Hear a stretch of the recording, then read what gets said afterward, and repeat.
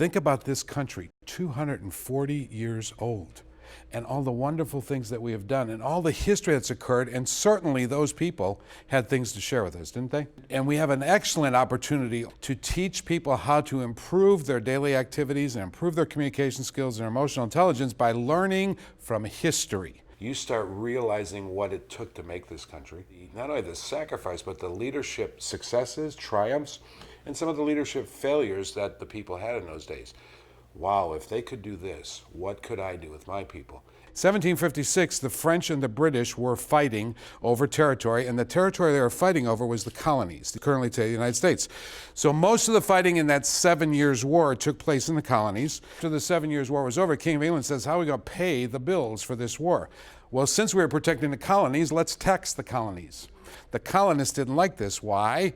They didn't get to choose. They didn't get any representation over in England. All the colonies decide to get together and they send representatives here to Philadelphia for the First Continental Congress. These guys down in Philadelphia are having speeches, committee meetings, writing reports, having debates, more speeches, more committee meetings, newspaper reports. They couldn't come up with any solutions. They argued. The northern colonies didn't trust southern colonies, and so nothing happened. They all went home. In front of a group, I just light up. And when I realized that, and when several bosses I had started putting me on stage, I realized I do have a gift to communicate with people. And Abigail Adams got a little fed up, and so she wrote this letter to John Adams, and here's what it said. She said to John, I think we have too many high-sounding words and too few actions that correspond with them.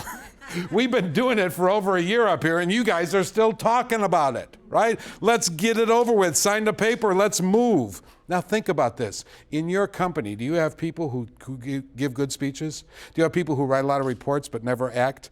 Have you been ever guilty of that, not taking action on something you know that's right to do? What we can learn from the founders of our country is that action sets us free. Think about what leadership in history could mean to your company. Think of just in the founding of this country, all the places that we can actually provide lessons of leadership from the history of our country. How about here in Philadelphia where it was all happening? What if we followed Lewis and Clark through the Yellowstone, down the Columbia River? What if we stood at the Alamo? What could your team learn from these lessons here? What could they learn about leadership? What could they learn about communications? All my life I've been gifted with the ability to be in front of groups. And so what I like is entertaining people. I like getting people to laugh and cry. But one of the most significant things in our history, the American Civil War. I grew up in the North. We called it the Civil War. That's what I learned. I married a Texas girl. And I remember sitting at my in-laws' house one day for dinner, and I mentioned, well, you know, in the Civil War, and my mother-in-law said, you mean the war of northern aggression, don't you? And I said, oh yeah, that one, right? But I want to point to one specific thing Lincoln did. One of the things he's most known for, especially at the Battle of Gettysburg, was his Gettysburg Address.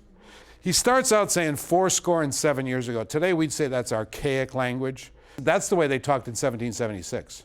And when Lincoln decided to make this speech, he wanted to draw us back to the founding of the country because he saw the Civil War as the completion of the founding of the Republic. There's only 285 words in the Gettysburg Address. Almost every word in the Gettysburg Address is a 1 or 2 syllable word. Some people today say you can't talk in simple language, we have to talk in fancy language. No. Use simple words to communicate with people. Use clear, simple language. Now, what can your people learn from this? Can they learn to communicate clearly? Can they learn to write in simple language? Can they learn to deal with emotional intelligence, the drama that's going on around them? Can they learn to deal with conflict? All of these lessons are taught in history. And we at Elevate want to help you and your people learn from history. Thanks very much.